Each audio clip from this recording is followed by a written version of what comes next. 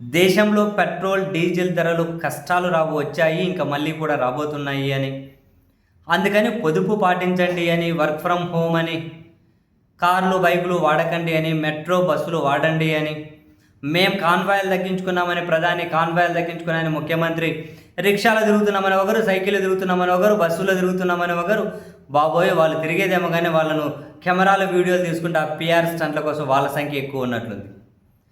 ఒకవైపు ప్రభుత్వం ఈ విధంగా పొదుపు మంత్రం పాటిస్తూ ఉంటే దేశంలోని ప్రముఖుల నుంచి ఇప్పుడు అనూహ్య డిమాండ్ వస్తూ ఉంది. కొందరు మాజీ ముఖ్యమంత్రులు, ఇప్పుడు ఛత్తీస్గఢ్ మాజీ ముఖ్యమంత్రి కూడా డిమాండ్ చేశారు. ఏమని? తక్షణం ఐపీఎల్ ఆపేయండి. ఐపీఎల్ వల్ల ప్రధానంగా 3 సమస్యలు వస్తూ ఉన్నాయి. ఇప్పుడు మీరు ఎటు పెట్రోల్, డీజిల్ ధరలు కష్టం వచ్చిందని చెబుతూ ఉన్నారు. దాన్ని సేవ్ చేయడం కోసం చాలా పొదుపు సూత్రాలు చెబుతూ ఉన్నారు కదా. మరి ఇప్పుడు ఐపీఎల్ కూడా ఆపేయాలి.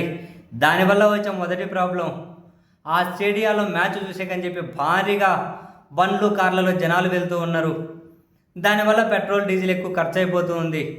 ఐపీఎల్ తక్షణం ఆపేస్తే సో ఆ రూపంలో పెట్రోల్, డీజిల్ మిగులుతుంది.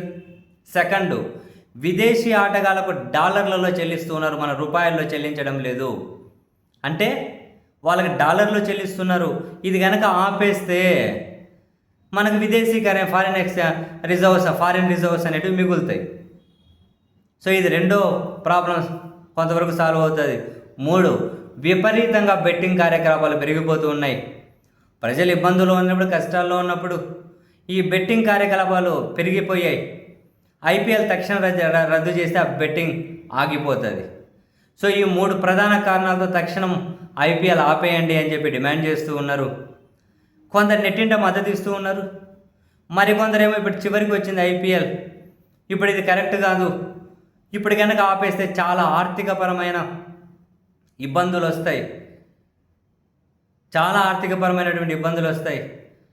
కాబట్టి ఇప్పుడు ఐపీఎల్ ఆపేయడం కరెక్ట్ కాదు, కొనసాగించండి అని కొందరు.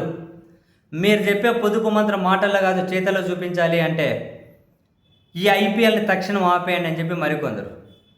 మొత్తానికి ఐపీఎల్కి అయితే ముడిపెట్టి ప్రభుత్వం మీద తీవ్ర ప్రెజరే తీసుకొని వస్తూ ఉన్నారు. బట్ ఏ కోణంలో చూసినా ఆపేసే పరిస్థితి ఉండకపోవచ్చాము. బట్ దేశంలో దీని మీద నెట్టింట కూడా చాలా పెద్ద ఎత్తున చర్చ జరుగుతుంది. స్టాప్ ఐపీఎల్ అని హ్యాష్ట్యాగ్ తోటి ఓ పెద్ద ట్రెండింగ్ కూడా నడుస్తుంది. సపోర్ట్ చేసే వాళ్ళు చేస్తున్నారు, వ్యతిరేకించే వాళ్ళు వ్యతిరేకిస్తూ ఉన్నారు.